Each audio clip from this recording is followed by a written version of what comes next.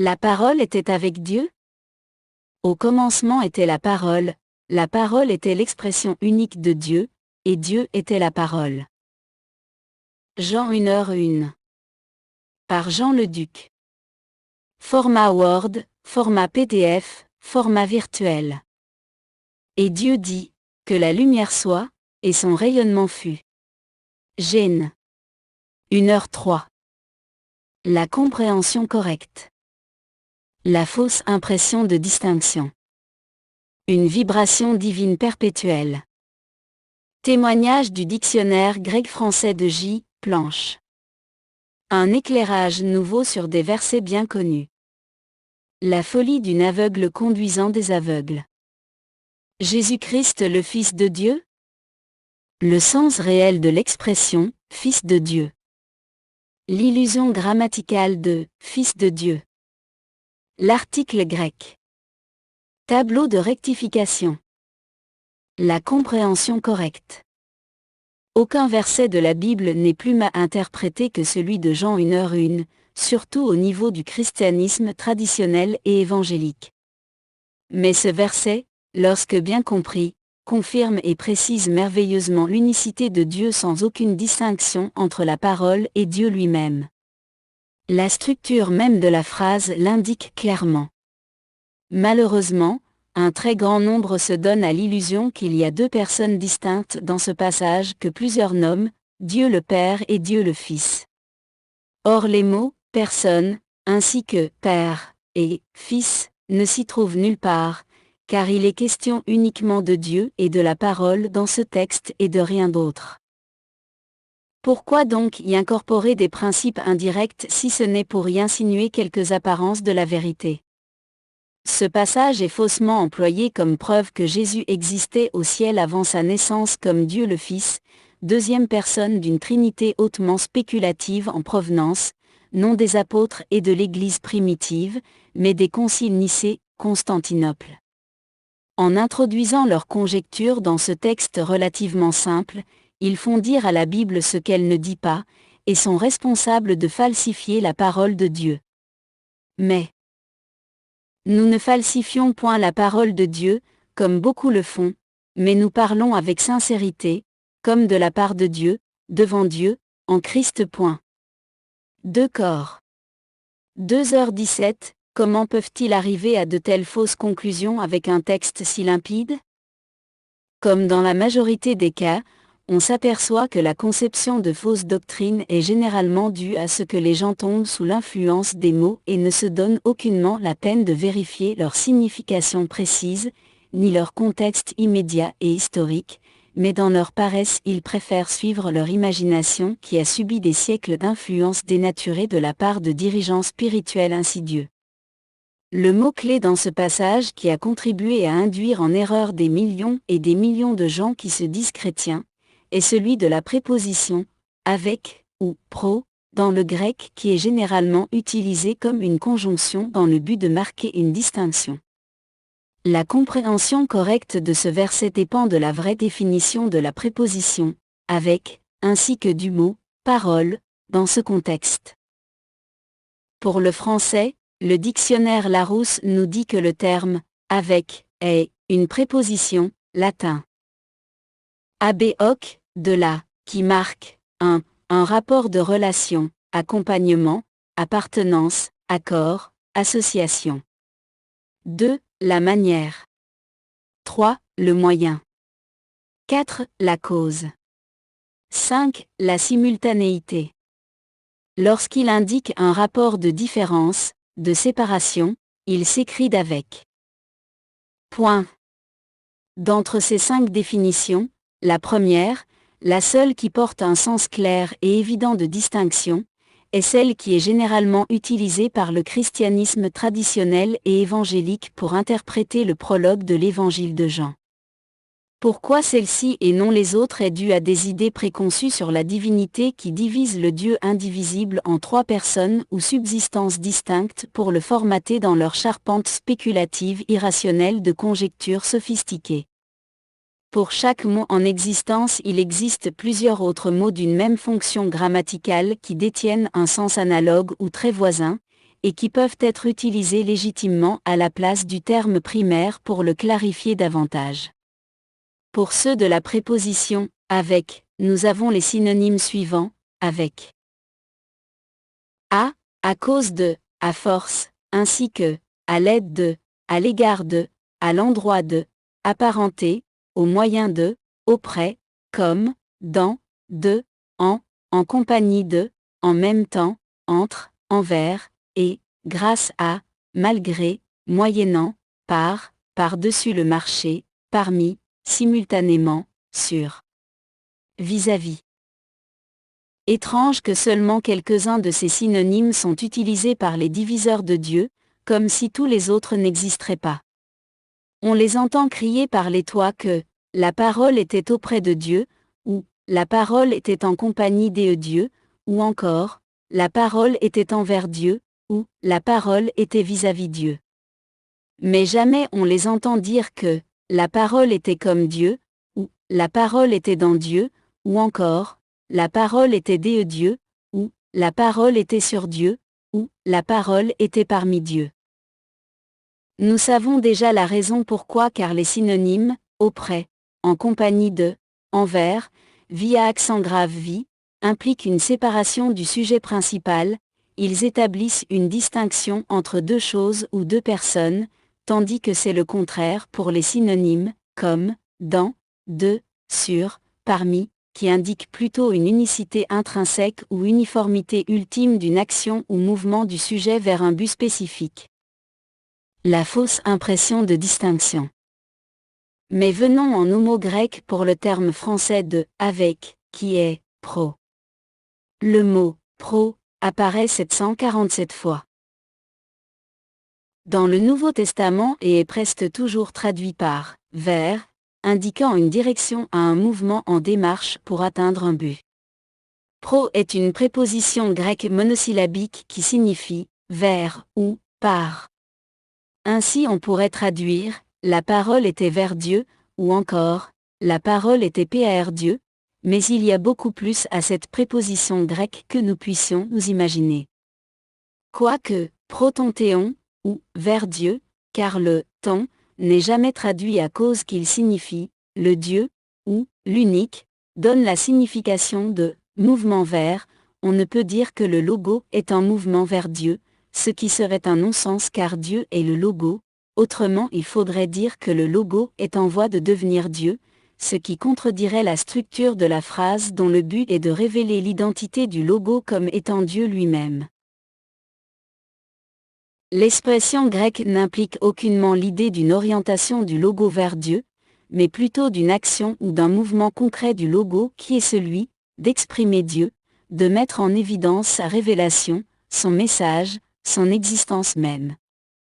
Ainsi la bonne traduction serait précisément « la parole était l'expression de Dieu » ou encore « la parole était l'expression unique de Dieu », traduction qui révèle le but du logo qui est apporter un message. En d'autres mots, le logo est la présence même de Dieu, le message même qui incorpore l'évidence de son identité parmi les hommes, c'est-à-dire que le logo est la révélation de Dieu qui prend forme parmi nous. Dieu est un esprit unique et éternel qui se révéla à Moïse sous le nom de Je suis dans Ancienne Alliance, et ce même esprit se manifesta dans la chair et se révéla à nous sous la Nouvelle Alliance comme Jésus-Christ, la parole faite chair qui est le Messie. Dans cette optique, il est clair que le Christ ou Messie n'existait pas comme Fils avant son incarnation. Mais cela n'affecte aucunement la divinité de Jésus, car le Seigneur Jésus est Dieu lui-même avant son incarnation et le logo est sa parole par laquelle il se manifesta dans la chair, ce qui nous indique que la parole n'est pas une personne. Le mot « logo » se réfère strictement à la pensée intérieure de Dieu, laquelle est exprimée extérieurement par la parole, ainsi notre Dieu, le Seigneur Jésus, avait ce « logo » au début, depuis avant la fondation du monde, même que le « logo » est le dynamisme de Dieu, la force vitale de son existence par laquelle il créa toutes choses. Il n'y a donc aucune différence entre le logo et Dieu, les deux sont identiques car Dieu était le logo en voie de s'incarner comme Fils. Le plan éternel de notre Dieu, le Seigneur Jésus, de se manifester comme le Messie, c'est-à-dire le Christ, le Fils de Dieu et non Dieu le Fils, était avec lui dès le commencement, mais il ne se manifestait ouvertement que lors de son incarnation et pas avant. Revenant à la préposition « pro », il importe de signaler qu'elle vient de la racine « pro », qui est la même pour toutes les prépositions suivantes, para, peri, pro, prof, prin et dont l'étymologie est de racine indo-européenne, per, en avant, devant, en tête, c'est-à-dire proéminent, ce dernier portant les sens de apparent, apercevable, artificieux, clair, coloré, discernable, distinct, évident, expansif, extérieur, incontestable, manifeste. Ostensible, perceptible, proéminent, sensible, soi-disant, spécieux, superficiel, supposé, visible, vraisemblable, vu. Ainsi le logo comme expression de Dieu devient évident par sa manifestation dans la chair, même qu'on pourrait traduire légitimement, la parole était la manifestation de Dieu, du fait que la parole est la puissance créatrice de Dieu par laquelle il se forma un corps de chair dans le sein d'une vierge. Puisque la parole ou logo correspond à la chose prononcée ou exprimée, le message de la révélation de Dieu, on pourrait ainsi traduire toujours en une heure une part. Au commencement était le décret était l'expression unique de Jésus, et Jésus était le décret. Le texte nous dit que Dieu était la parole, nous indiquant que Dieu se retrouve lui-même dans sa pensée de lui-même, dans son expression de lui-même. Il n'est donc pas séparé de lui-même, mais est lui-même ce qu'il affirme être, il n'y a donc aucune distinction en lui. Dieu est esprit et n'a pas de forme et il est évident que la parole aussi est esprit et n'a pas de forme. L'évidence est qu'on ne peut toucher aux paroles qui sortent de notre bouche, elles sont esprit et n'ont aucune forme corporelle physique. De même avec la parole qui sort de la bouche de Dieu, à la différence que celle-ci détient la puissance de se créer une forme à sa propre image, la manifestation de son identité réelle sous une forme corporelle physique qui est l'enveloppe de son être et en laquelle il habite dans toute sa plénitude. De même la traduction de « pro » par « vers » porte aussi toute une gamme de synonymes comme « à l'égard de »,« à l'encontre »,« à la rencontre »,« auprès »,« bourrimé »,« cadence »,« contre »,« dans la direction de »,« vers »,« du côté de »,« en direction de », envers, environ, face à, mesure, nombre, pour, rime, rythme, sur, verset, versification. Il devient évident que la traduction de pro, par, avec, est non seulement insuffisante pour rendre le sens réel de ce texte, mais elle est une fausse traduction qui en falsifie le sens pour donner une fausse impression de distinction, et cela a été voulu de la part des traducteurs traditionnels qui supportent toute la doctrine de la Trinité de trois personnes ou subsistances distinctes en Dieu. En d'autres mots, toutes les traductions de la Bible, particulièrement du Nouveau Testament, sont biaisées pour supporter les aberrations trinitaires. Un fait important à remarquer est que dans le grec, notre préposition « avec » ou « with » en anglais, est « para » et non « pro ».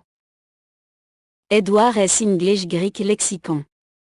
On ne peut prétendre que les rédacteurs du Nouveau Testament, sous la direction de l'Esprit de Dieu, mélangeaient ces deux termes dus à la langue commune du temps. Les mots sont très importants dans la révélation de Dieu et en aucune façon l'Esprit de Dieu aurait-il permis une telle confusion. Faudrait-il dire que le Créateur de toutes choses ne connaissait pas la grammaire grecque et que son message n'est qu'une approximation ? On en doute fortement. Une vibration divine perpétuelle. Comme nous avons vu, il est hors de tout doute que « pro » est une préposition qui indique le mouvement et non la distinction. Jacques VI, dans son livre « Les imaginaires christologiques », nous dit « Notons à ce propos que le proton-théon fait problème, tous les exégètes ont noté que le verbe theta, il était, est suivi, contrairement à l'usage, de la préposition pro construite avec l'accusatif. Or cette construction est d'usage avec un texte de mouvement. On obtient ainsi la traduction suivante: la parole était le mouvement de Dieu, et ce terme détient lui-même un grand nombre de synonymes. Mouvement. Action, activité, affection, agitation, allure, amour, animation, ardeur, aspiration, attitude, battement, bouillonnement, branlement, cadence, circulation, compassion, comportement, courant, cours, course, démarche, déplacement, développement, devenir, dynamisme, écoulement, effervescence, effusion, élan, élévation, émoi, émotion, enthousiasme, entrain, entraînement, envolée, évolution, exercice, fermentation, flot, fluctuation, flux, fonctionnement, geste. Gesticulation, grouillement, harmonie, impulsion, marche, mécanisme, mesure, mobilité, motion, mouvant, ondulation, oscillation, pas, passion, position, poussée, processus, progrès, progression, promotion, réflexe, refus, remous, remuement, rythme, sentiment, soulèvement, tempo, train, trajectoire, trajet, transport, trémoussement, tressaillement, vacillation, va-et-vient, vague, valse, variation, vie, vivacité. Presque tous ces mots indiquent que le logo ou parole est un agissement éternel, une vibration divine constante qui maintient l'équilibre dans la structure moléculaire et atomique des protons et neutrons qui composent toute la matière qu'elle a créée. Cette puissance créatrice et providentielle de notre Dieu, le Seigneur Jésus, est celle qui lui forma un corps de chair comme enveloppe visible de sa divinité invisible afin de nous transmettre la révélation du message de sa grâce. Il est très important de remarquer que le logo n'existait pas comme Christ ou Messie avant son incarnation, il existait comme Esprit éternel, le Dieu Tout-Puissant, ce fut seulement à son incarnation qu'il devient le Christ, le Fils de Dieu. Dans son incarnation, le Seigneur Jésus est lui-même le logo en action, l'accomplissement de sa promesse d'un Messie promis pour la rédemption de ses élus. S'il y a distinction entre Jésus comme Dieu et Jésus comme Messie, cette distinction est entre l'esprit et la chair qui lui sert d'enveloppe pour exprimer son message. En s'incarnant lui-même dans la chair, Jésus est son propre Père et devient son propre Fils, car le Père est l'Esprit et le Fils est l'enveloppe de l'Esprit. Il n'y a donc pas de distinction de personne mais distinction d'existence, une étant spirituelle et l'autre étant charnelle, une étant pur esprit et l'autre étant purement physique et corporelle. En d'autres mots, les distinctions sont entre la nature divine de Jésus et sa nature humaine, les deux ayant leur volonté propre en un seul corps, une seule personne. Malheureusement de nos jours, les gens qui se disent chrétiens, ne savent pas distinguer entre esprit et personne. Ils ont perdu toute rationalité et se donnent à toutes sortes de stupidités et de fourberies insensées qui plaisent à leur imagination déréglée. Un esprit n'est pas une personne et une personne n'est pas un esprit, un est immatériel l'autre matériel, un est imperceptible l'autre est perceptible, un est invisible l'autre est visible. Telles sont les deux natures en Christ. Malgré cela, les réprouvés persistent à dire que Dieu est une personne et que Jésus comme logo est une personne distincte de Dieu qui existait à côté ou vis-à-vis Dieu, un être séparé de Dieu qui serait Dieu seulement par parenté ou plus précisément par proximité, un Dieu de second rang qui porterait le nom imaginaire de Dieu le Fils à l'inverse de Fils de Dieu. En d'autres mots, les réprouvés nous présentent un faux Dieu et un faux Christ, un faux Messie qui est venu leur accorder le libre choix et valoriser la dignité humaine. Il est clair selon les Écritures que le Seigneur Jésus existait comme Esprit éternel avant son incarnation, ce fut seulement à son incarnation qu'il est devenu une personne pour la rédemption de ses élus dans le but de former le nouvel homme, le début d'une nouvelle race éternelle, en retournant dans son état premier avec son corps glorifié.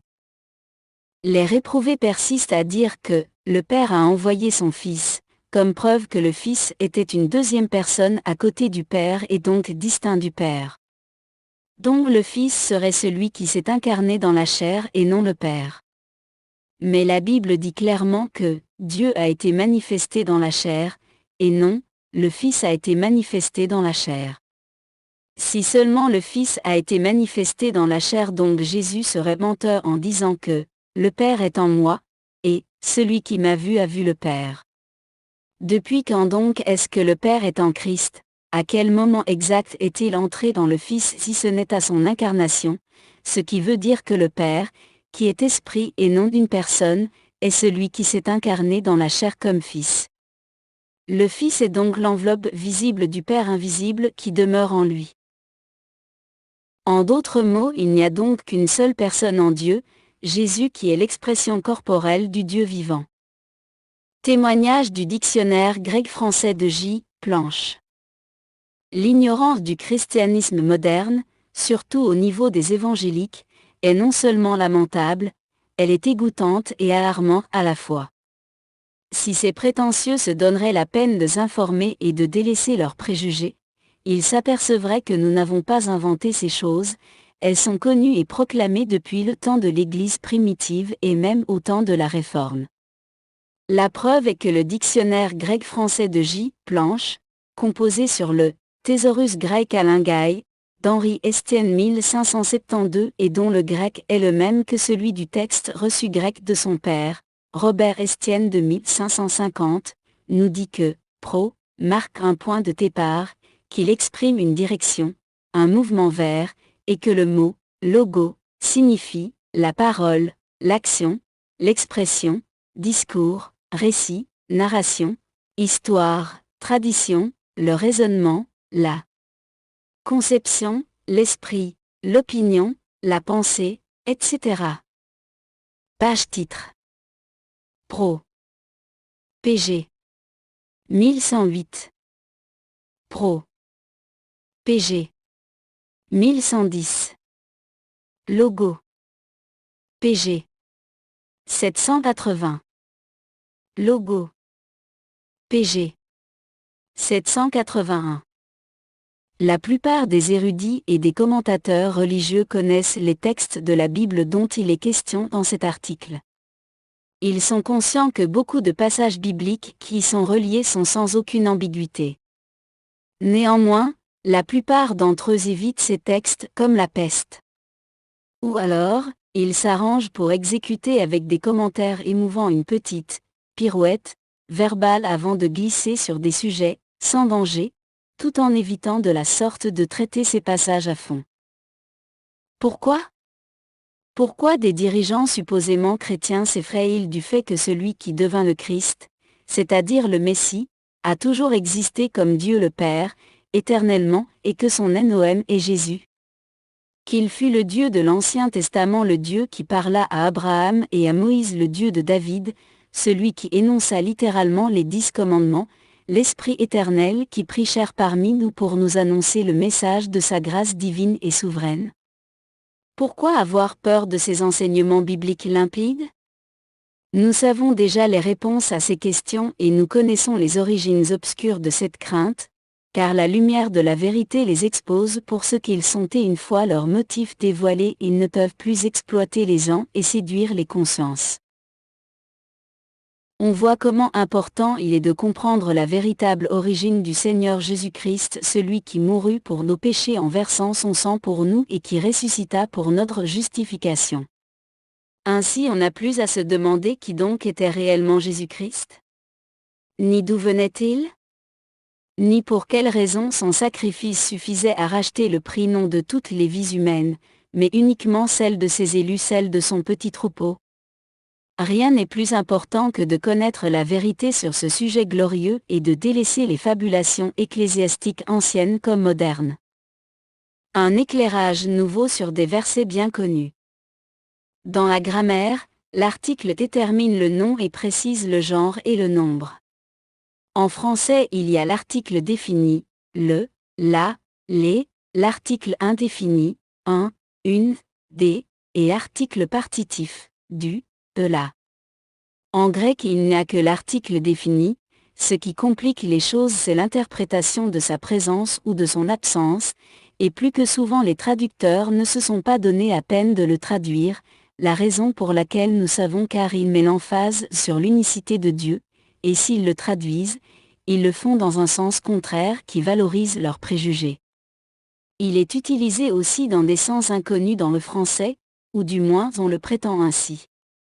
L'article était à l'origine un pronom démonstratif qui mettait l'emphase sur la chose ou le sujet et dont le sens s'est affaibli avec le temps, tellement qu'il n'est presque plus jamais traduit.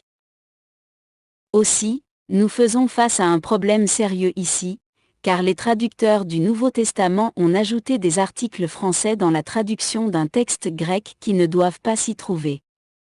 Ceci a pour résultat de changer radicalement le sens d'un enseignement donné dans le texte sacré, c'est-à-dire qu'ils ont littéralement falsifié la parole de Dieu. Il est très significatif de voir que ce sont surtout des passages qui touchent l'unicité de Dieu en Jésus-Christ qui ont subi de telles aberrations. En ajoutant des articles là où il n'est pas supposé en avoir, les traducteurs ont créé des distinctions de personnes entre le Fils et le Père ou entre le Père et le Saint-Esprit, lorsque ces distinctions n'existent pas dans le texte grec original. Ces choses sont considérées sans importance pour la grande majorité des gens qui se disent chrétiens, et cela est malheureux car le salut de leurs âmes est en danger. Pour démontrer que notre critique n'est pas sans fondement, nous en donnons ici quelques exemples. Simon-Pierre, serviteur et apôtre de Jésus-Christ, à ceux qui ont reçu en partage une foi du même prix que la nôtre, par la justice de notre Dieu et du Sauveur Jésus-Christ. 2 Pierre 1h1, Bible 2. Vous remarquerez que dans la dernière partie de ce verset qu'il s'y trouve deux articles, l'article de et l'article du. Premièrement, nous trouvons une rare occasion où l'article grec a été traduit, mais non comme un article défini comme il est supposé l'être, mais comme un article partitif, violant ainsi les règles de traduction car de en grec est et non. Tant qu'au deuxième article, celui de du, il fut ajouté illégitimement par le traducteur car il n'est pas en le texte grec. Ce deuxième article cause une distinction dangereuse entre Dieu et le Sauveur Jésus-Christ, car il indique que Dieu et Jésus-Christ seraient deux personnes différentes, ce qui a pour résultat d'enlever la divinité à Christ et d'en faire un simple homme. Or, en le texte grec de 2 Pierre 1h1, il n'y a effectivement qu'un seul article défini, tout, devant les deux noms, Dieu et Sauveur, reliés par la conjonction et kai, si bien que l'on peut traduire littéralement notre Dieu et Sauveur Jésus-Christ, ce qui est en réalité la seule et bonne traduction de ce passage, comme nous retrouvons dans la Bible de l'Épée et la Bible Machera, Simon-Pierre, serviteur et apôtre de Jésus-Christ, à ceux qui ont eu en partage une foi du même prix que la nôtre, dans la rectitude de notre Dieu et Sauveur, Jésus-Christ. Or il n'y a aucun doute qu'il y a falsification intentionnelle ici de la part des traducteurs qui traduisent, par la justice de notre Dieu et du Sauveur Jésus-Christ. Dans le but délibéré de séduire les gens, car les traducteurs sont sans excuse, ils sont supposés connaître très bien le grec. De tels exemples sont très nombreux dans le Nouveau Testament de presque toutes les différentes versions de la Bible. Regardons maintenant le verset de 2 Thessaloniciens 1h12 dans la Bible seconde qui traduit « Pour que le nom de notre Seigneur Jésus soit glorifié en vous, et que vous soyez glorifiés en lui, selon la grâce de notre Dieu et du Seigneur Jésus-Christ. » Encore ici nous voyons que l'article français « du » a été ajouté illégitimement juste avant l'expression « Seigneur Jésus-Christ ». Cet article ne se trouve aucunement dans le grec qui dit « point ». La bonne traduction de ce passage se retrouve encore une autre fois dans la Bible de l'Épée et la Bible Machera qui donne « Afin que le nom de notre Seigneur Jésus-Christ soit glorifié en vous, et vous en lui, selon la grâce de notre Dieu et Seigneur, Jésus-Christ. » On comprend ainsi facilement pourquoi cette Bible est tellement détestée et dénigrée de la part des prétendus chrétiens traditionnels et surtout de ceux qui se disent évangéliques. Avec une telle traduction comme nous voyons dans la seconde et la grande majorité des versions de la Bible, nous ne pourrions arriver à aucune autre conclusion que de dire que Jésus-Christ n'est pas Dieu, car l'article « du » établit une distinction pernicieuse entre Dieu et le Seigneur Jésus-Christ, faisant de lui un simple homme par rapport à Dieu. Il n'y a aucun doute que ces traductions sont des attaques directes à la divinité du Seigneur Jésus et aussi à l'inspiration perpétuelle et la préservation providentielle des Saintes Écritures, tout en prétendant défendre la divinité de Christ. Un autre verset clé qui démontre clairement qu'un article a été ajouté par les traducteurs dans le but de déformer la vérité est Romains 1, 7, tel que nous voyons dans la seconde et presque toutes les autres versions dénaturées, oui même avec la Martin et l'Osterwald qui sont les versions les plus fidèles, que nous possédons, à tous ceux qui, à Rome, sont bien-aimés de Dieu, appelés à être saints, que la grâce et la paix vous soient données de la part de Dieu notre Père et du Seigneur Jésus-Christ. Au moins ici les traducteurs ont traduit « de » correctement du grec, mais l'article « du » ne se trouve aucunement dans le grec de ce passage, point. La seule et bonne traduction de ce passage est « à tous les bien-aimés de Dieu, appelés et saints, qui sont à Rome, la grâce et la paix vous soient données de Dieu, notre Père et Seigneur, Jésus-Christ, tel que nous trouvons dans la Bible de l'épée. Pourquoi traduire « de la part de Dieu notre Père et du Seigneur Jésus-Christ » si ce n'est pour cacher le fait que la parole de Dieu déclare clairement que le Seigneur Jésus-Christ est lui-même le Père éternel manifesté dans la chair comme le dit le grec, de Dieu, notre Père et Seigneur, Jésus-Christ. Il est évident que les traducteurs ont ajouté l'article « du » dans le but spécifique d'établir une distinction entre le Père et le Seigneur Jésus-Christ pour maintenir l'illusion d'une trinité chimérique avec laquelle ils séduisent les gens. Ceux qui sont honnêtes doivent admettre que l'article « du » ne se trouve pas dans l'original de ce texte et qu'ils ont été dupés à croire une des plus grandes fourberies qui existent. Il est beau de dire que « nous croyons en la parole de Dieu comme seule règle de notre foi », mais quand cette parole contredit ce que nous croyons, il faut soit se plier devant la vérité et se repentir, ou se rebeller contre la vérité claire et précise qu'elle enseigne afin de maintenir devant les gens l'illusion d'être chrétiens. Ceux qui choisissent cette deuxième option sont des réprouvés et ils récolteront le salaire qui leur est dû au temps déterminé. Il n'y a rien de plus horrible que de se détourner de la vérité tout en prétendant être dans la vérité. La traduction de la Bible de l'épée et la Bible Maschera est donc précise et suit exactement le texte grec sans aucune falsification, sans ajouter et sans retrancher, et les accusations de ses antagonistes leur retombent sur la tête. La même chose se produit de la part des traducteurs dans toutes les salutations qui se trouvent dans les épîtres de Paul. Citons par exemple 1 Corinthiens 1h3 dans la Bible seconde que nous utilisons pour représenter presque toutes les autres versions, car elle est reconnue comme étant la plus populaire de tous. Que la grâce et la paix vous soient données de la part de Dieu notre Père et du Seigneur Jésus-Christ. Encore une fois nous voyons que l'article « du » a été ajouté dans le texte, et cela est évident pour tous ceux qui ont des yeux pour voir, car le grec dit autrement, point. La traduction littérale et précise de ce texte nous dit « Que la grâce et la paix vous soient données de Dieu, notre Père et Seigneur, Jésus-Christ ». Le fait que le Seigneur Jésus-Christ est le Dieu et Père éternel manifesté dans la chair a été dissimulé intentionnellement par un article partitif français afin d'établir une distinction qui soutient la fausse doctrine de la Trinité de trois personnes ou subsistances distinctes en Dieu. Quelle horreur que d'avoir déformé la parole de Dieu ainsi dans le but de se donner à l'idolâtrie d'un faux Dieu, d'un faux Jésus, 2 Cor. 11, 3,4. La folie d'une aveugle conduisant des aveugles. Nombreux, très nombreux sont les dirigeants prétentieux et orgueilleux qui amènent des millions d'âmes à la perdition par leurs duplicités abominables avec lesquelles ils séduisent les gens qui s'imaginent être chrétiens.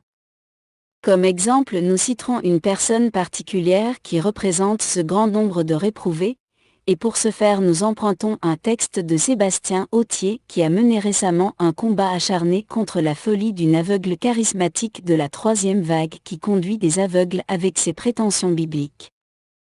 Le commentaire qui suit, totalement antichrist, qui rejette que la parole, savoir Jésus, soit Dieu, ne trouve aucun démenti par Michel d'Astier de la Vigerie qui indiquera « Je sais que ces liens sont ignobles ». Mais la parole nous dit de dénoncer les œuvres des ténèbres.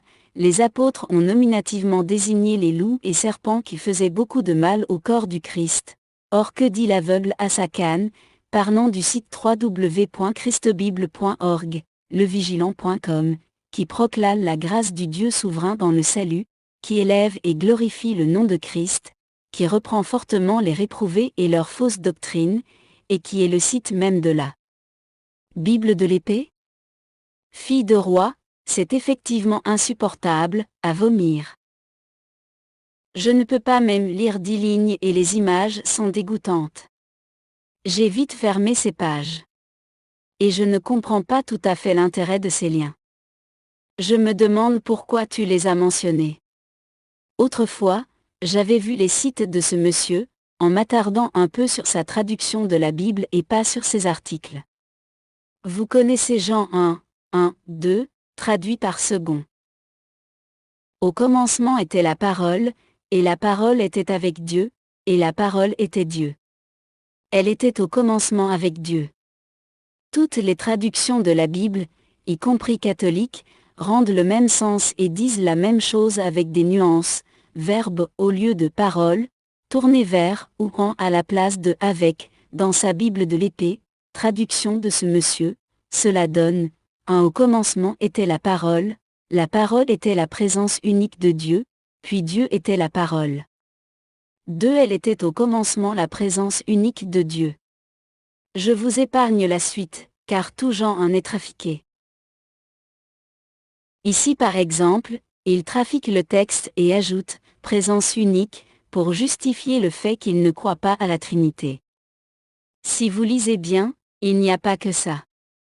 Il se vante de respecter le texte reçu grec, égale compilation de manuscrits que les réformateurs avaient à disposition pour traduire la Bible. C'est faux parce que « présence unique » n'y figure pas plus que dans d'autres manuscrits. Le dimanche 11 janvier 2009 à 21h44, par François Grenier. Des insensés comme ce François Grenier, prétentieux, diffamateur, arrogant et menteur, il en mouille à profusion, surtout dans les milieux évangéliques. Voici un imbécile qui mentionne le texte reçu grec sans savoir ce qu'il est au juste et sans la moindre connaissance du grec pour porter une évaluation équitable du sujet qu'il mentionne. Il nous fait penser au nègre blanc, Christian Beckett, pasteur démoniaque de la secte messianique évangélique du Cameroun qui prétend connaître le grec lorsque tout ce qu'il fait est du copier-coller à partir d'un logiciel biblique. Notre document présent donne les preuves irréfutables que la traduction de la Bible de l'épée, Machera, est extrêmement précise et qu'elle est fidèle au texte reçu grec, contrairement aux versions dénaturées. Il est évident que le nommé François Grenier est un faux chrétien qui préfère suivre les radotages abominables de ceux avec qui il s'assemble, ainsi que les chimères de sa conscience déréglée qui donnent l'évidence de sa perdition éternelle. Les accusations malicieuses de ce réprouvé retournent sur sa tête et il en payera le plein prix devant Dieu. Déjà, poursuit Sébastien Autier, l'ensemble de ce 1. Chapitre de Jean est parfaitement équilibré avec la traduction basée sur le texte reçu grec de notre frère le duc puisque dans le texte grec Jean déclare bien, et non l'inverse comme nous le trouvons traduit dans la majorité des versions du Nouveau Testament.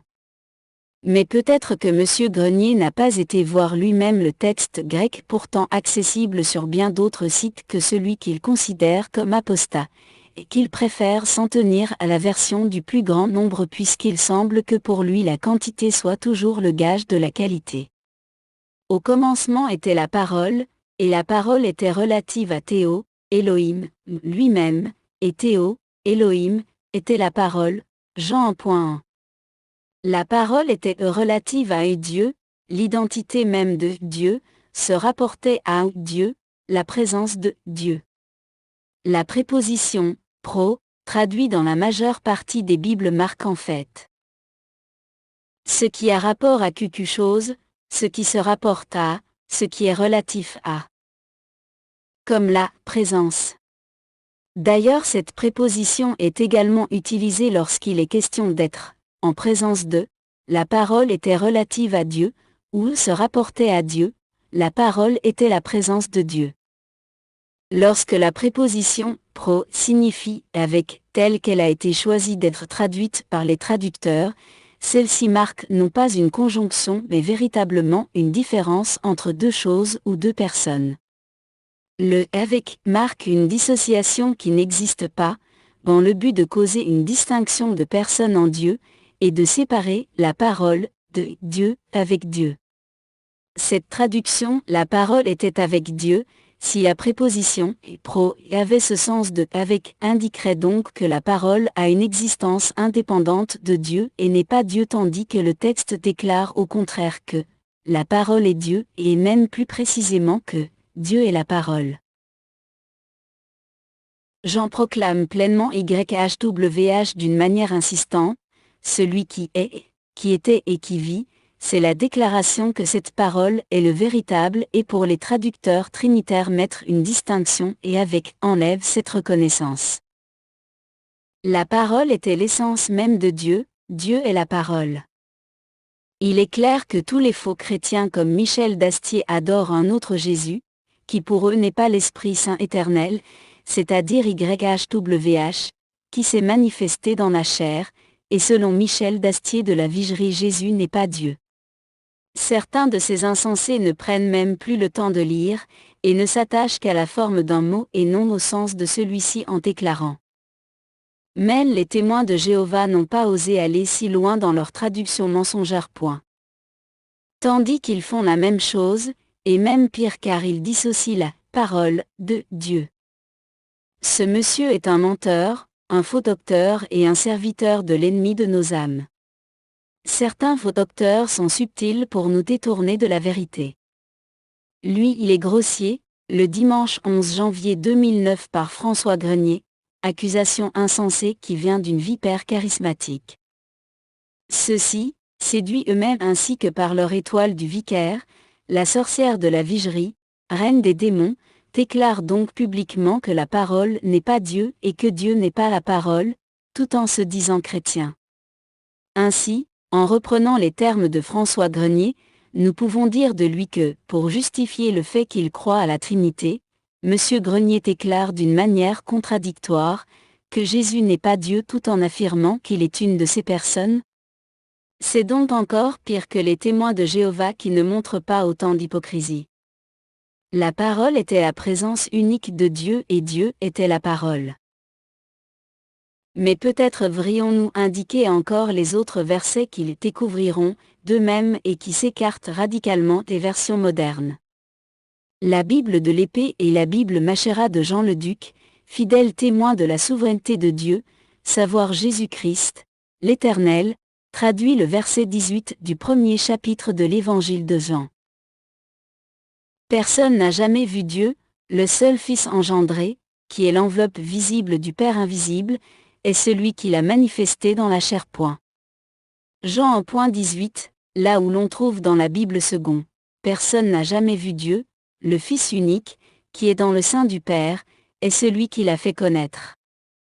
Un hurlement se fait déjà entendre de loin, venant des suppôts de la d'Astier et leur étoile vicariale elle-même, mais comment se fait-il? Quel orgueil! Le terme traduit par « saint » est colpo, Strong 2859, et signifie effectivement « saint » ou « enveloppe, revêtement ». La préposition traduite communément par « dans » est le terme grec « eis », Strong 1519, qui ne signifie nullement « à l'intérieur de », comme la plupart des traducteurs l'ont traduit. Il suffit pour le remarquer de voir que l'expression « croire en » dans laquelle le terme se trouve également ne signifie pas « à l'intérieur », mais que le verbe « croire » est en rapport à, c'est-à-dire « croire en rapport à ».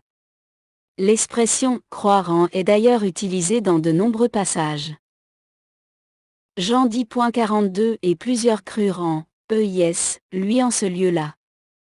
Philippiens 1.29, parce qu'il vous a fait la grâce, à cause de Christ, non seulement de croire en EIS, lui, mais encore de souffrir pour lui. Dans ce passage, cette expression EIS ne signifie pas à l'intérieur, mais indique bien que le verbe est dirigé vers, en rapport à. Croire EIS lui. Dans ce cas, la préposition pour la traduction en français s'imbrique plus ou moins dans le verbe. Bien entendu, certains n'hésiteront peut-être pas à déclarer que l'on peut dire aussi que l'on croit en EIS, Dieu dans le sens qu'on est à l'intérieur de lui, et cela se tiendrait bibliquement. Mais, dans ce cas, cela signifierait que pour Jean 12.37, et bien qu'il eût fait tant de miracles devant eux, ils ne crurent point en EIS, lui. Ceux-ci, étant à l'intérieur de Christ, ne crurent point en lui? À nouveau, je remets la version dans la version de l'épée. Jean 1.18. Personne n'a jamais vu Dieu, le seul Fils engendré, qui est l'enveloppe visible du Père invisible, est celui qui l'a manifesté dans la chair. Quel sens a donc cette préposition EIS dont celui-ci a été tordu dans la majorité des traductions? EIS signifie en tant que ou au titre de ou encore en qualité de. Jean déclare bien ici, conformément au texte grec. Jean 1.18, personne n'a jamais vu Dieu, le seul Fils engendré, en tant que enveloppe visible, saint, du Père invisible, est celui qui l'a manifesté dans la chair. Et non pas que le Père est le sein du Fils comme l'indique la Bible second, quoique le Fils est dans le Père et que le Père est dans le Fils. Mais certainement les suppôts de la Dastier, et l'étoile elle-même s'insurgeront encore que j'écrive ce qu'ils considéreront être une ânerie tandis que nous retrouvons cette préposition EIS, en qualité de, traduit comme telle dans plusieurs passages. Acte 7.21. Ensuite, ayant été exposé, la fille de Pharaon le recueillit, et le fit élever comme, EIS, son fils. Romains 9.8, c'est-à-dire, que ce ne sont pas les enfants de la chair qui sont enfants de Dieu, mais que ce sont les enfants de la promesse qui sont réputés être, logisete EIS, la postérité. Version KJV et Martin. La version second indique, qui sont regardés comme, EIS, la postérité. Autrement dit, qui sont estimés en tant que semences. Un autre passage parfaitement limpide également. Matthieu 10.41, celui qui reçoit un prophète en qualité de EIS, prophète, recevra la récompense d'un prophète, et celui qui reçoit un juste en qualité de EIS, juste, recevra la récompense d'un juste. 42, et quiconque aura donné à boire seulement un verre d'eau froide à un de ses petits en qualité de EIS, disciple, je vous dis en vérité, qu'il ne perdra point sa récompense. Tout ceci témoignant que le texte grec, dans ce verset de Jean 1.18 ne signifie pas « le Fils unique, qui est dans le sein du Père, est celui qui l'a fait connaître ». Mais bien, le Fils unique qui est en qualité de « sein du Père », EIS, affirmant donc d'une manière radicale que Jésus est le Dieu vivant qui a pris un corps de chair semblable au nôtre. 1 Tm 3.16, et, de l'aveu de tous, le mystère de piété est grand, Dieu a été manifesté en chair, justifié par l'Esprit, vu des anges, prêché parmi les gentils, cru dans le monde, et élevé dans la gloire. Bible Osterwald. Précisons que la Bible second, enchérie par les suppôts de la Dastier, supprime carrément et Dieu, Théo, dans sa traduction du grec. 1 Tm 3.16, et, sans contredit, le mystère de la piété est grand, celui qui a été manifesté en chair, justifié par l'Esprit, vu des anges, prêché aux gentils, cru dans le monde, élevé dans la gloire. Bible second. 1 Tm 3.16, et, de l'aveu de tous, le mystère de piété est grand, Dieu a été manifesté en chair, justifié par l'Esprit, vu des anges, prêché parmi les gentils, cru dans le monde, et élevé dans la gloire. Tel que nous le voyons dans le grec. Après cela, les amis de la Dastier ont le culot d'écrire. Ici par exemple, ils trafiquent le texte et ajoutent « présence unique » pour justifier le fait qu'ils ne croient pas à la Trinité. François Grenier, dénoncer ses œuvres mauvaises, c'est d'ailleurs ce que je faisais en signalant la torsion des Écritures qu'il avait produite. François Grenier, 12 janvier 2008. Voilà le genre de chrétien qui se dit chrétien. Non seulement il calomnie, c'est-à-dire qu'il accuse faussement sans preuve et de manière sournoise, mais en plus, ils le font dans une hypocrisie essayante puisque justement ce sont eux qui trafiquent le texte pour justifier leur élucubration d'une trinité de personnes distinctes en Dieu. Eux qui se vantent d'être monothéistes sont polythéistes et adorent une idole babylonienne infâme. Car il faut le crier haut et fort.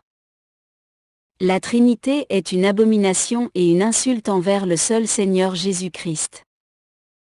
Les apostats comme Michel d'Astier de la Vigerie seraient bien incapables de prouver que les versets traduits par notre frère Jean Leduc indiquent autre chose, sinon par leurs entourloupes habituelles qui de toute façon les enfoncent encore davantage dans leur sorcellerie. Car pour calomnier un serviteur de Dieu en cherchant par tous les moyens à prouver qu'un verset est déformé, ceux-ci ne réalisent même pas qu'ils se sabrent eux-mêmes en rejetant une telle traduction puisque définitivement, la rejeter, leur fait rejeter le fait que Jésus soit l'enveloppe de Dieu, la manifestation de Dieu dans la chair ou bien comme M. Grenier, que la parole soit Dieu. Ils s'exposent ainsi pleinement et sans aucun doute comme des antichrists. Car plusieurs séducteurs sont entrés dans le monde, qui ne confessent point que Jésus-Christ est venu en chair. Un tel homme est le séducteur et l'antichrist. 2 Jean 1.7. Ça oui. Monsieur le Duc et ses copains rejettent la Trinité comme étant une abomination. Car il nous a été donné de croire que Jésus est YHWH, non pas l'une des trois personnes en Dieu, mais pleinement Dieu lui-même. Rejeter cela, quelle que soit l'explication que l'on veut en donner, revient à rejeter que Jésus est Dieu. Jean 1.18.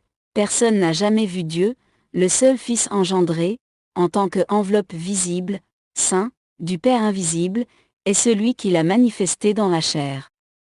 C'est-à-dire que tout le premier chapitre de Jean rend ce merveilleux témoigne que Jésus est Dieu manifesté dans la chair, qu'il est l'enveloppe visible du Dieu invisible, ce que Michel d'Astier rejette et vomit au plus haut point. Ces sites, godieu.com et Christobible, faits par Leduc sont nauséabonds. Si vous avez vraiment envie de vomir, allez les voir. Mais si vous préférez voir la gloire de Dieu, passez au large, on ne sort jamais indemne d'une telle boue ni de tant de haine. Je sais que ces liens sont ignobles. Mais la parole nous dit de dénoncer les œuvres des ténèbres. En mettant des tas de traductions de Bible en ligne, ces gens attirent de jeunes chrétiens qui sont abreuvés à leur doctrine de démons. Alors, il est biblique de les dénoncer, pour en protéger les chrétiens, et personne n'est obligé d'aller voir, sauf s'il veut en avoir le cœur net. Certes, le Père est dans le Fils et le Fils est dans le Père, Jean 10.38. Mais si je l'ai fait, et quand même vous ne me croiriez point, croyez à mes œuvres, afin que vous connaissiez, et que vous croyiez que le Père est en moi, et que je suis en lui. Jean 14h10, ne crois-tu pas que je suis dans le Père, et que le Père est en moi? Les paroles que je vous dis, je ne les dis pas de moi-même, mais le Père qui demeure en moi, fait lui-même les œuvres que je fais. 11 Croyez-moi quand je dis que je suis dans le Père, et que mon Père est en moi, sinon, croyez-moi à cause de ses œuvres mêmes. Toutefois ce n'est nullement le sujet des propos de l'apôtre Jean ici mais, simplement, que Jésus est la manifestation charnelle de l'Éternel, que le Fils est, l'image du Dieu invisible, le premier-né de toutes les créatures. Colossiens 1.15. Car en lui toute la plénitude de la divinité habite corporellement. Colossiens 2h9. La splendeur de sa gloire et l'empreinte de sa personne, et 1.3. C'est-à-dire l'enveloppe, le corps, dans lequel l'Esprit éternel est et par lequel il s'est manifesté. Là est toute la simplicité de la révélation de Dieu, dont le nom est Jésus, le Messie, qui est inconnu des trinitaires qui n'ont de cesse de faire de Dieu un monstre à trois têtes et qui rejettent la divinité et la souveraineté de Christ avec leur faux Jésus. Jésus-Christ le Fils de Dieu? L'expression « Fils de Dieu » est de nos jours appliquée à Jésus pour parler de sa divinité, qu'il s'agisse de la reconnaître ou de la contester. Autrement dit, « Fils de Dieu » s'emploie comme un titre lié à la christologie. Néanmoins, comme nous allons voir dans le corps de ce document, cette application ne rend pas justice au sens original de l'expression que nous trouvons dans le grec. Ceux qui ont suivi Jésus pendant sa vie terrestre ont dû avoir le même raisonnement que vous, tout en se posant des questions. Dans l'Évangile en effet, il n'est pas rare d'en trouver la trace. Par exemple, après avoir apaisé la tempête, il se demande « Mais qui donc est-il pour que même la mer et le vent lui obéissent ?» Ils sont impressionnés par sa grande liberté de parole et déroutés par ses choix qui le mènent vers des situations très difficiles. Pierre avait sans doute entrevu quelque chose quand, à la question de Jésus sur ce qu'on disait de lui, il a répondu « Tu es le Christ, le Fils du Dieu vivant. » Matthieu 16h16, mais est-ce bien cela qu'il a dit ? Cette traduction de l'affirmation de Pierre représente-t-elle fidèlement ce qui est dit dans le grec original ? Toutefois, le moment où, sur la montagne, il a été transfiguré devant eux les a laissés perplexes. Matthieu 17, 1, 9. Qu'est-ce que tout cela voulait dire ? Il n'y a qu'au jour de son jugement que Jésus a été plus explicite, voyez en Marc 14, 61,62, et c'est d'ailleurs, selon le point de vue traditionnel, à cause de cette affirmation qu'il a en fin de compte été condamné. Mais ce n'est que face à l'événement prodigieux de la résurrection que tout a basculé. Pierre, juste après la Pentecôte, l'a proclamé haut et fort, « Dieu l'a fait Seigneur et Christ, ce Jésus que vous avez crucifié. » Le mot « Seigneur » est sans ambiguïté pour l'apôtre, Pierre le reconnaît ainsi comme Dieu, car ce mot correspond au terme hébreu YHWH traduit par Jéhovah ou l'Éternel. La traduction de YHWH par Seigneur se voit clairement dans une comparaison entre et 40, 3 et Matt 3h3. De même le mot « Dieu » dans le Nouveau Testament est une traduction de l'hébreu, Elohim, GN1h1, JN1, 1,2, ce qui nous aide grandement à nous positionner dans nos études et nos recherches. Les premiers chrétiens ont donc été plongés dans cette double vérité inouïe. Jésus était vraiment un homme avec qui ils ont mangé, bu, dormi, marché, et en même temps ils n'ont pas le choix de reconnaître en lui Dieu manifesté dans la chair et venu partager leur vie. Et, en plus, il leur a promis un mystérieux esprit, l'esprit de sa sainte présence, qu'il dit devoir venir pour leur faire comprendre tout ce qu'il a essayé de leur dire. Pas de doute, il y avait là un véritable casse-tête pour plusieurs. Même que de nos jours plusieurs se posent la question, à savoir, Jésus est-il le Fils de Dieu ou Dieu lui-même ? Commençons par examiner quelques passages dans une traduction régulière qui déclare que Jésus est « Fils de Dieu », ensuite nous examinerons cette expression en détail en la comparant avec celle qui se trouve dans le texte grec original. Enfin, nous expliquerons le pourquoi de notre dissertation. En restant dans les évangiles, nous pouvons, dans un premier temps, souligner l'opinion traditionnelle que c'est le Père lui-même qui déclare que Jésus est son propre Fils. Souvenez-vous de ce qui s'est produit lors du baptême de Jésus, Matthieu 3h17. Et voici qu'une voix venant des cieux disait, « Celui-ci est mon Fils bien-aimé, celui qu'il m'a plu de choisir point. » Aussi en MC 1h11 et en LC 3h22. Notons encore que cette même voix s'est aussi fait entendre lors de la scène de la transfiguration. Matthieu 17h5, comme il parlait encore, voici qu'une nuée lumineuse les recouvrit. Et voici que, de la nuée, une voix disait, « Celui-ci est mon Fils bien-aimé, celui qu'il m'a plu de choisir. Écoutez-le. » Ainsi qu'en MC 9h07 et LC 3h22. Il est remarquable que juste après l'épisode du baptême, où la voix venant supposément du ciel a attesté que Jésus était le Fils de Dieu, le diable lui-même, dans les traductions conventionnelles, vient tenter Jésus dans le désert en le défiant par cette déclaration, « Si tu es le Fils de Dieu. » Mon 4h3, LC 4h3, montrant ainsi que l'expression « Fils de Dieu » dérange. Pourtant les esprits impurs vont eux-mêmes rendre témoignage, Marc 3h11, les esprits impurs, quand ils le voyaient, se jetaient à ses pieds et criaient « Tu es le Fils de Dieu ». Aussi LC 4h41, mon 8h29. Les disciples aussi, suite au miracle de la tempête apaisée, vont proclamer la même chose. Matthieu 14h33, ceux qui étaient dans la barque se prosternèrent devant lui et lui dirent « Vraiment, tu es Fils de Dieu ». Enfin, pour abréger la longue liste, soulignons seulement que Jésus lui-même semble le confirmer. Marc 14, 62, Jésus dit « Je le suis ». Voyez aussi LC 22, 70. Comme vous l'avez constaté, beaucoup de passages bibliques attestent que Jésus est le Fils de Dieu. Mais Jésus est-il Dieu pour autant ? Les déclarations concernant la divinité de Jésus sont le plus souvent indirectes, comme dans ce récit où Jésus pardonne les péchés d'un paralytique, provoquant l'interrogation des scribes, Marc 2h7, pourquoi cet homme parle-t-il ainsi ? Il blasphème.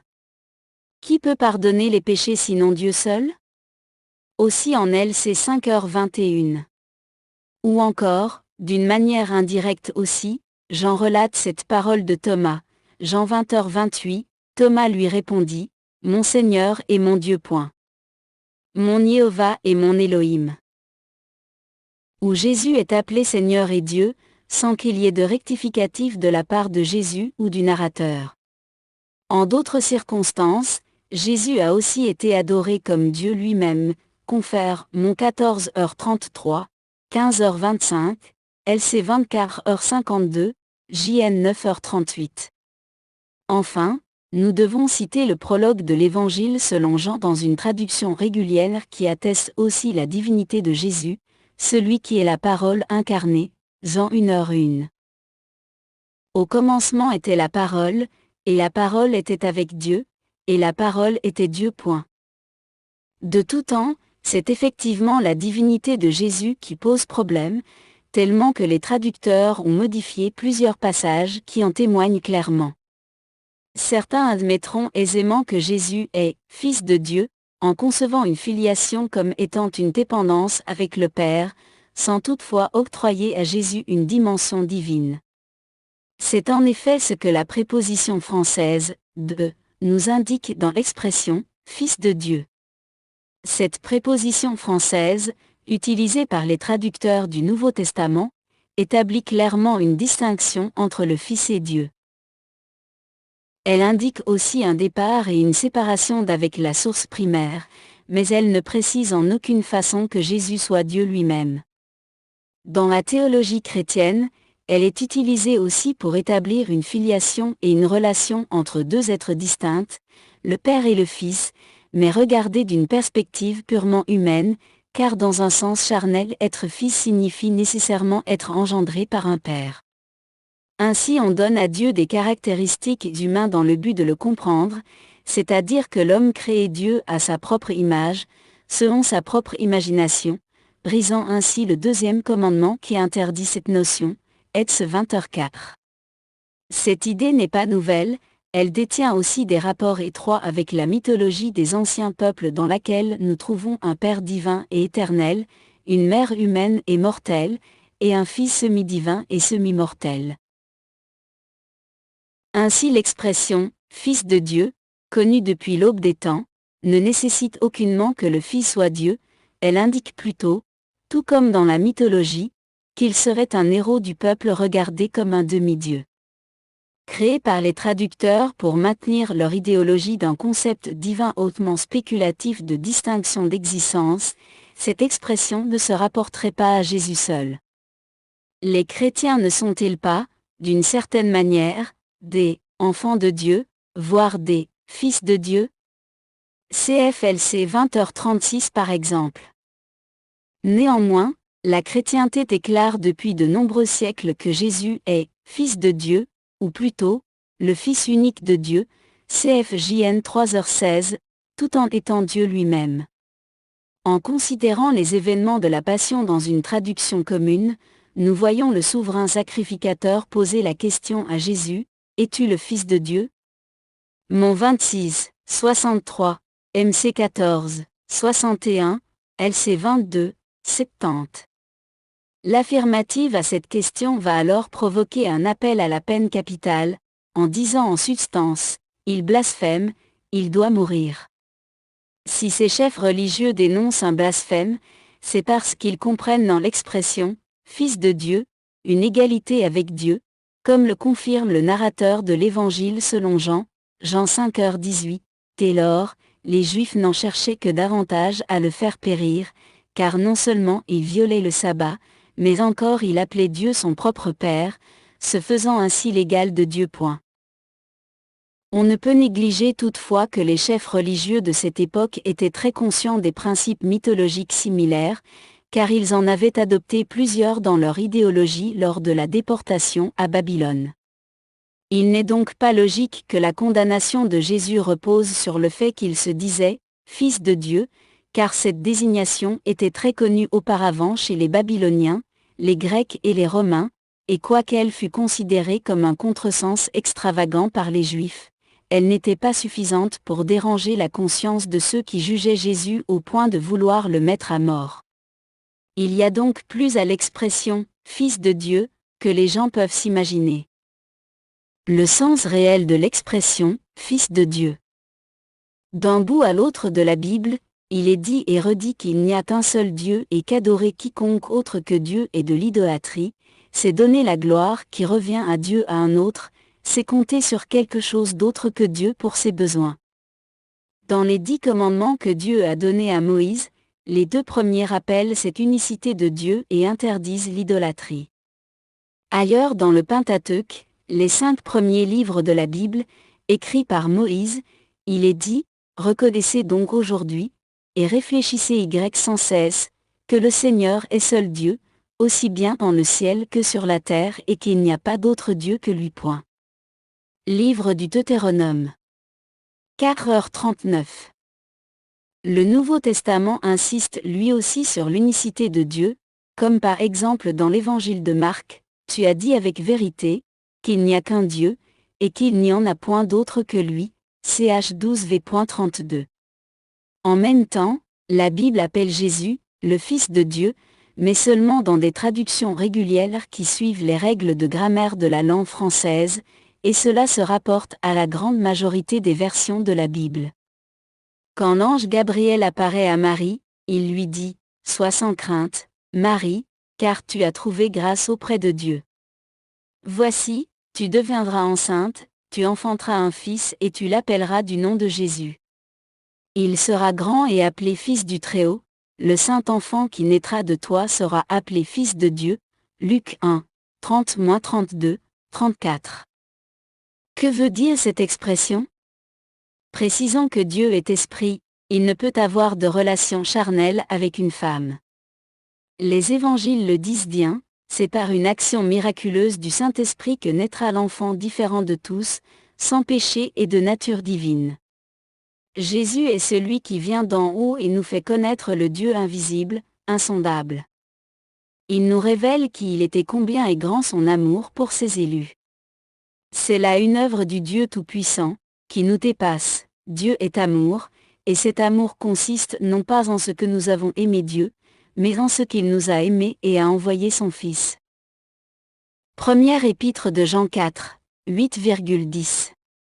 Ainsi, les chrétiens n'adorent pas un homme qui s'est fait Dieu, mais la manifestation de Dieu sur terre, image de son amour. Toutefois, il ne s'agit pas d'un amour sentimental ou émotionnel comme nous retrouvons chez les humains, mais d'un principe divin et éternel qui se nomme le renoncement. Ce qui se passe en Jésus est qu'il est Dieu lui-même dans la chair d'un homme parfait et donc immortel. Le Dieu infini, créateur, tout-puissant, omniscient, décide librement, volontairement et par renoncement, de se limiter et de prendre chair, de revêtir un corps d'homme. Tout comme il est arrivé que des rois anciens revêtent les vêtements d'un pauvre afin de pouvoir circuler incognito parmi leurs sujets et se rendre compte de leurs vrais besoins, Dieu est venu habiter parmi nous en Jésus, afin de répondre aux besoins des hommes. Lui qui est juste est venu pour porter les fautes des injustes, subir le châtiment du péché à notre place et vaincre la mort. Il est ensuite retourné dans les cieux à sa gloire première comme Père éternel. L'apôtre Paul nous l'explique dans son épître aux Philippiens, ch 2, 5-8. Ayez en vous les mêmes sentiments que Jésus-Christ, lequel étant la transformation unique du Dieu éternel, ne s'est point attribué injustement à conformité à Dieu. Mais s'est privé lui-même de cette conformité, en assumant sur lui l'aspect d'un serviteur, devenant semblable à tout genre d'hommes, et, ayant paru dans la nature du genre humain, il s'est abaissé lui-même, en se rendant obéissant jusqu'à la mort, même jusqu'à la mort de la croix. Il est extrêmement important de comprendre qu'il ne s'agit pas du Fils qui est devenu un homme, mais de Dieu lui-même qui est devenu son propre Fils, non comme une partie de Dieu, mais pleinement Dieu et pleinement homme. Jésus en tant qu'homme avait besoin de prier afin de recevoir la force de vivre selon Dieu, dont il était l'enveloppe visible et de lui rendre gloire. Il ne se priait pas lui-même, c'est-à-dire qu'il ne se référait pas à sa nature humaine, mais priait le Père qui était en lui comme nature divine. Comment Dieu pouvait-il continuer à régner sur le monde quand Jésus était sur terre? Quand Jésus est mort, Dieu est-il mort? En fait, puisque Jésus est Dieu lui-même, il est évident que Dieu est mort mais que la mort ne pouvait le retenir car Dieu est la vie. Jésus avait un corps parfait car sans péché et ne pouvait pas mourir, il a fallu qu'il donne sa vie lui-même pour la reprendre ensuite de lui-même. Étant la forme corporelle de l'Esprit éternel qui habitait en lui et dont il était l'image visible, cela ne l'empêche nullement de continuer à remplir les cieux et à régner sur le monde entier en même temps. Qui peut l'en empêcher? Une image imparfaite est celle de l'air. L'air remplit l'atmosphère. Il remplit aussi une bouteille vide. Le fait qu'il y ait de l'air enfermé dans la bouteille, qui a pris la forme de la bouteille, n'empêche nullement sa présence partout ailleurs. Tout cela nous indique que Jésus n'est pas le Fils de Dieu dans le sens où nous imaginons un père et un fils. Dieu ne s'est pas marié et eu un fils. Jésus est Fils dans le sens qu'il est Dieu manifesté sous une forme humaine, Jean 1, 1,14, dans la postérité de David pour se révéler comme étant le Messie promis. Le titre de « Fils » est une désignation messianique qui identifie Jésus comme le Messie ou Dieu manifesté dans la chair. Jésus est le Fils Messie de par sa conception par le Saint-Esprit. Luc 1, 30-32, 35 déclare, en une traduction directement du grec, « Alors l'ange lui dit, Marie, ne crains point, car tu as été favorisée devant Dieu. Et tu concevras et tu enfanteras un fils, et tu appelleras son nom Jésus. Il sera grand, et sera appelé le Fils, le Très-Haut, et le Seigneur Dieu lui donnera le trône de David son père. La sainte présence viendra sur toi, et la puissance du Très-Haut te couvrira de son ombre, c'est pourquoi aussi le saint enfant, qui naîtra de toi sera appelé le Fils, Dieu même. Il n'y a aucun doute, le Père de Jésus selon la chair est le roi David, c'est-à-dire que Dieu a pris un corps de chair comme Messie dans la postérité, sperma en grec, ou descendance du roi David. Durant son procès devant les autorités juives, le grand prêtre demanda à Jésus, encore dans une traduction directement du grec, « Je t'adjure, par le Dieu vivant, de nous dire si tu es Dieu même, le Christ, le Messie, en tant que Fils. » Jésus lui répondit, « Tu l'as dit. » Matthieu 26, 63,64. Voilà la vraie raison pour laquelle les chefs juifs accusèrent Jésus de blasphème. Matthieu 26, 65,66, non à cause qu'il était le Fils de Dieu, mais à cause qu'il se disait Dieu même, le Messie, en tant que Fils, c'est-à-dire, Fils de David selon la chair, et relevé selon l'Esprit. Plus tard, devant Ponce Pilate, les Juifs insistèrent, selon le grec, nous avons une loi, et selon notre loi il doit mourir, parce qu'il s'est fait Fils, Dieu même. Jean 19h7. Dans ce dernier passage, il n'y a aucune préposition ou article entre les mots Fils et Dieu, la phrase se lit littéralement, parce qu'il s'est fait, Fils Dieu. Or l'expression « Fils Dieu » signifiait pour les Juifs que le Messie était Dieu lui-même, et cela ils ne pouvaient le tolérer, car en acceptant une telle notion ils perdaient l'autorité sur le peuple. Ils savaient très bien, selon les prophéties, que le Messie détenait le trône de David comme l'autorité suprême, ils ne voulaient pas perdre leur position qui était très rentable. La solution était simple, il fallait éliminer celui qui les gênait, comme il l'avait toujours fait d'ailleurs avec tous les prophètes. Le pouvoir et l'argent ont toujours été des facteurs déterminants parmi les ennemis de Dieu au sein de la politique et de la religion, ils le sont encore de nos jours.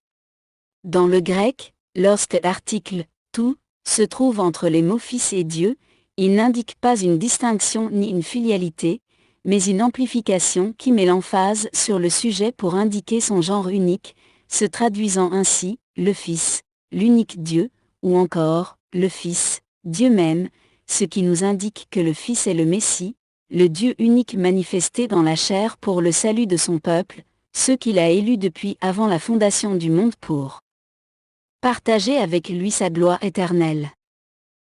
Le texte grec du Nouveau Testament ne mentionne aucunement l'expression « Fils de Dieu », comme on le voit dans ses traductions. L'expression qui s'y trouve est plutôt, c'est-à-dire littéralement, le Fils, le Dieu, qui doit se traduire par le Fils, le Dieu unique, ou encore le Fils, Dieu même. Ainsi nous comprenons mieux que la revendication d'être le Fils, le Dieu unique, était considérée comme un blasphème et digne de la peine de mort. Les chefs du peuple comprenaient exactement ce que Jésus voulait dire par cette expression. Être le Fils, c'est être le Messie de la lignée de David qui est de la même nature que Dieu, c'est Dieu même dans un corps humain. Cette revendication était blasphématoire pour les autorités juives qui ne voulaient pas d'un Dieu fait homme qui vienne usurper leur pouvoir, qu'ils prétendaient détenir de la loi de Moïse. Comme des hypocrites et des séducteurs, ils trahirent et déformèrent la révélation de Dieu donnée à Moïse, et ils demandèrent la mort de Jésus en déclarant que César était leur seul roi, JN 19h15, acceptant même que son sang retombe sur eux et leurs enfants, non 27, 25, pour toutes les générations à venir. En d'autres mots, ils rejetèrent la souveraineté de Dieu pour la souveraineté de l'homme et furent maudits ou damnés éternellement, tout comme le font de nos jours les évangéliques avec leur fausse doctrine du libre choix. L'illusion grammaticale de « Fils de Dieu ». Dans Marc 1h1 nous trouvons un cas particulier de l'expression, les deux mots « Fils » et « Dieu » qui s'y trouvent n'ont pas l'article entre les deux et sont au génitif. Cela nous indique que l'expression doit se traduire par « Fils, Dieu » et non « Fils de Dieu », autrement nous ajouterions à la parole de Dieu et déformerions la vérité précieuse qui est enseignée. Évidemment une telle traduction ne va pas bien avec la langue française, mais cela n'est pas une excuse pour déformer le texte.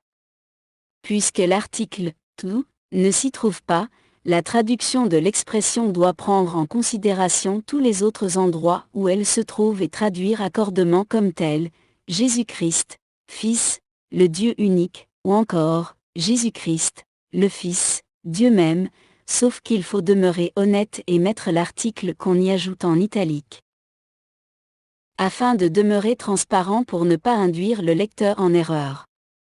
Soulignons de nouveau qu'il faut toujours se baser sur le sens de l'article grec, tout, et jamais sur le sens de la préposition française, de, qui cause une distinction entre le Fils et Dieu lorsqu'il n'en existe aucune dans l'original. La pratique d'ajouter des italiques dans un texte n'est pas nouvelle, elle provient de la règle de transparence des anciens formateurs du XVIe siècle.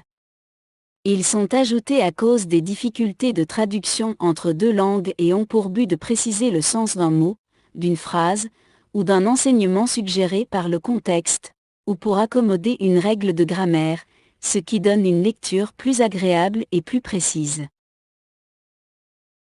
Notons que cette pratique de transparence n'est pas utilisée par les traducteurs de versions modernes de la Bible, ce qui contribue malheureusement à induire plusieurs personnes en erreur et à formuler toutes sortes de fausses notions. Réalisons premièrement que le Nouveau Testament a été écrit en grec et non en français, et quoiqu'il fût traduit en notre langue, il est impératif que les règles de grammaire grecque s'appliquent dans la traduction si nous ne voulons pas nous égarer de l'enseignement qu'il nous transmet. L'expression bien connue de « Fils de Dieu » est un cas particulier qui reflète le principe dont nous discutons. Dans cette expression, les traducteurs ont utilisé la préposition française « de » pour traduire l'article grec « tout », ce qui cause une déviation de la signification grecque. En français, le « de » est une préposition de distinction, un article partitif qui exprime le point de départ et marque une distinction ou une condition. Il marque ainsi le lieu d'où l'on vient, le point de départ d'un mouvement, la séparation, la privation, l'origine, et la provenance.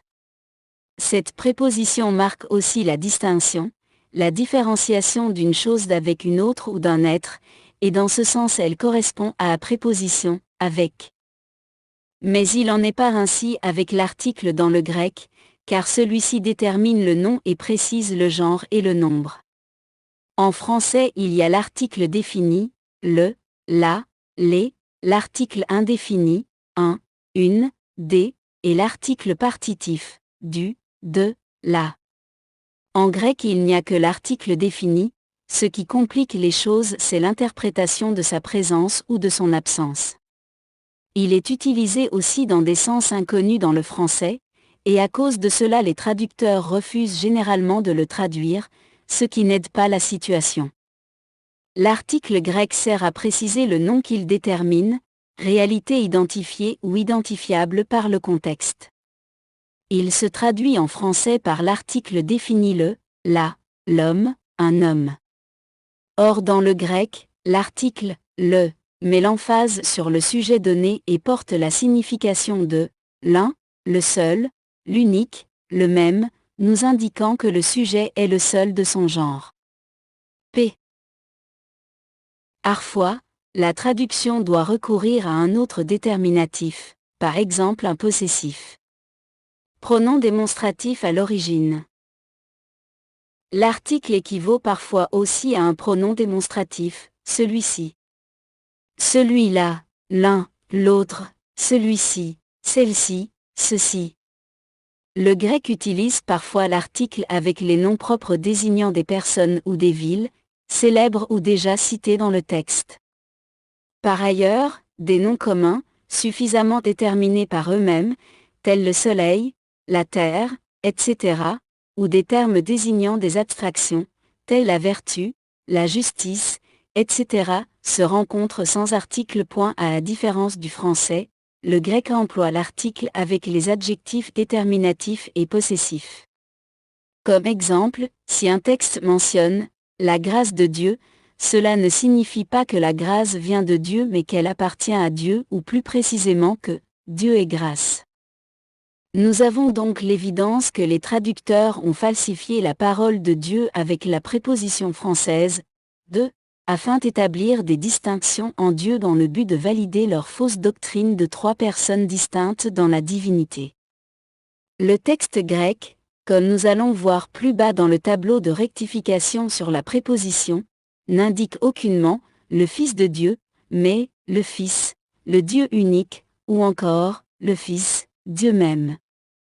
Nous réalisons ainsi que le terme « Fils » est une désignation messianique qui se rapporte au Dieu unique manifesté dans la chair comme « Fils de David », le Messie promis pour la rédemption de son peuple. Il n'existe donc aucun Fils de Dieu dans tout le Nouveau Testament, son existence est une illusion grammaticale basée sur une préposition française qui usurpe la désignation de l'article grec pour nous présenter un faux Jésus, deuxième personne d'une trinité chimérique. Par contre, nous avons le Dieu unique véritable et tout-puissant qui se révèle à nous en tant que Jésus-Christ, c'est-à-dire Jésus le Messie. L'article grec. K.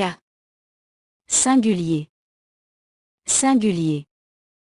Singulier. Pluriel. Pluriel. Pluriel. Duel. Duel. Duel. Masculin. Féminin. Neutre. Masculin. Féminin.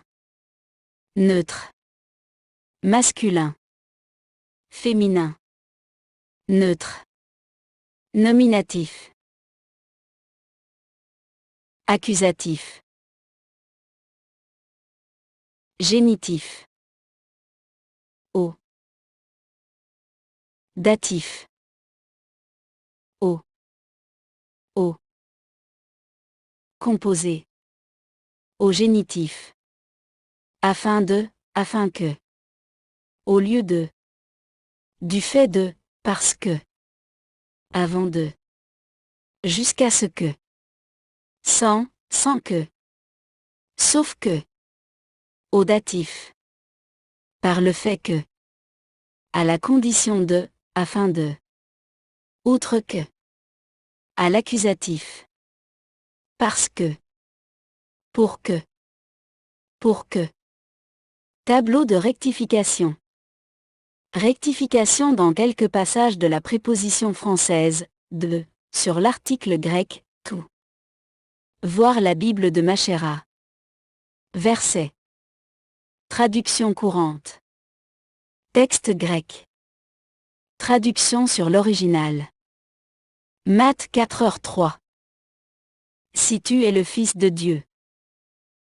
Si tu es le Fils, en tant que Dieu même. Matthes 4h06. Si tu es le Fils de Dieu. Si tu es Fils, en tant que Dieu même. Matthes 8h29. Nous et toi, Jésus, Fils de Dieu. Jésus, le Fils, Dieu même. Matthes 14h33. Véritablement le Fils de Dieu. Véritablement Dieu, en tant que Fils. Matthes 16h16. Est le Christ, le Fils du Dieu vivant. Fils, Dieu même. Matthes 26, 63. Est le Christ, le Fils de Dieu. Le Dieu, le Christ, en tant que Fils. Matthes 27, 40. Toi-même, si tu es le Fils de Dieu. Fils, en tant que Dieu même. Matthes 27, 43. Dis, je suis le Fils de Dieu. Dieu en tant que Fils. Matthes 27, 54. Celui-ci était le Fils de Dieu. Dieu, comme Fils. Marc 1h1. De Jésus-Christ, Fils de Dieu. Fils, Dieu même. Marc 1h24. C'est qui tu es, le Saint de Dieu. Saint, Dieu même. Marc 3h11. Et criait, tu es le Fils de Dieu. Fils, Dieu même. Marc 5h07. Toi et moi, Jésus, Fils du Dieu très haut. Fils, le Dieu. Marc 15h39. Était véritablement Fils de Dieu. Fils en tant que Dieu. Luc 4h03. Si tu es le Fils de Dieu. Fils, en tant que Dieu même. Luc 4h09. Si tu es le Fils de Dieu. Fils, en tant que Dieu même. Luc 4h34. C'est qui tu es, le Saint de Dieu. Saint, Dieu même. Luc 4h41. Est le Christ, le Fils de Dieu. Fils, Dieu même. Luc 8h28. Moi et toi, Jésus, Fils du Dieu très haut. Fils, Dieu même. Luc 9h20. Répondit, tu es le Christ de Dieu. Christ, Dieu même. Luc 22, 70. Tu es donc le Fils de Dieu? Fils, Dieu même. Luc 23h35. Est le Christ, l'élu de Dieu. Le Dieu prédestiné. Jean 1h34. Est lui qui est le Fils de Dieu. Le Fils, Dieu même. Jean 1h36. Il dit, voilà l'agneau de Dieu. L'agneau, Dieu même. Jean 1h49. Maître, tu es le Fils de Dieu. Le Fils, Dieu même. Jean 3h18. Au nom du Fils unique de Dieu. Le seul engendré comme Fils, Dieu même. Jean 5h25. Entendront la voix du Fils de Dieu. En le Fils, Dieu même. Jean 6, 69. Est le Christ, le Fils du Dieu vivant. Le Fils, Dieu même, le vivant. Jean 9h35. Crois-tu au Fils de Dieu? Au Fils, Dieu même. Jean 10h35. La parole de Dieu était adressée. La parole, Dieu même. Jean 10h36. Je suis le Fils de Dieu? Je suis le Fils, Dieu même? Jean 11h04. Afin que le Fils de Dieu. Fils, Dieu même. Jean 11h27. Est le Christ, le Fils de Dieu. Le Christ, le Fils, Dieu même. Jean 19h07. Qu'il s'est fait Fils de Dieu.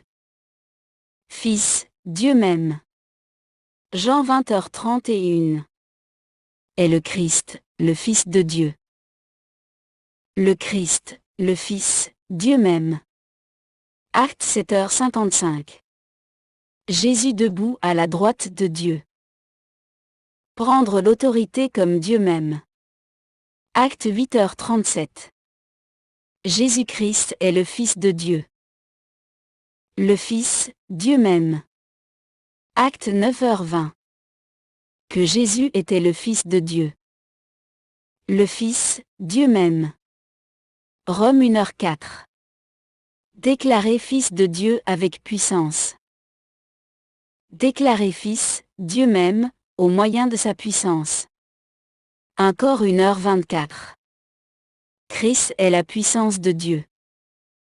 Christ est le Dieu puissant et le Dieu sage. 1 Cor 3h23. Vous êtes à Christ, et Christ est à Dieu. Vous êtes la contenance de Christ, et Christ est la contenance de Dieu. 2 Cor 1h19. Jésus-Christ, le Fils de Dieu. Le Dieu unique, comme Fils, Jésus-Christ. 2 Cor 4h04. Christ, qui est l'image de Dieu. Qui est le reflet de Dieu même. Heb 6h06. Pour eux-mêmes le Fils de Dieu. Le Fils, Dieu même. Heb 7h03. Rendu semblable au Fils de Dieu. Au Fils, Dieu même. 1 Ga 3h08. Or, le Fils de Dieu apparut. Le Fils, Dieu même. 1 Ga 4h15. Que Jésus est le Fils de Dieu. Le Fils, Dieu même. 1 Ga 5h05. Que Jésus est le Fils de Dieu. Jésus est le Fils, Dieu même. 1 Ga 5h10. Celui qui croit au Fils de Dieu. Le Fils, Dieu même. 1 Ga 5h12. Qui n'a point le Fils de Dieu? Le Fils, Dieu même. 1 Ga 5h13. Croyez au nom du Fils de Dieu. En la désignation, de Fils, Dieu même. 1 Ga 5h20. Savons aussi que le Fils de Dieu. Le Fils, Dieu même. Apoc 2h18. Voici ce que dit le Fils de Dieu. Le Fils, Dieu même. En langue arabe, très proche de l'hébreu, le mot fils, in, hébreu, ben, vient du verbe bana, qui se traduit par bâtir, construire. On dit d'ailleurs dans le langage courant d'un maçon qu'il est un banaï, un bâtisseur, façonneur, terme où l'on retrouve la racine, rejoignant le sens du mot hébreu, ben, qui peut être employé de la même façon. Par exemple, GN 6h4 nous parle des « fils de Dieu » ou « Bena Elohim », expression qui peut se traduire par « les constructeurs puissants », ce qui nous ouvre une autre dimension de compréhension en ce texte énigmatique. En d'autres mots, un fils est un constructeur, que ce soit d'une famille, d'une génération, d'une nation, d'un bâtiment, d'un monument, ou d'une doctrine.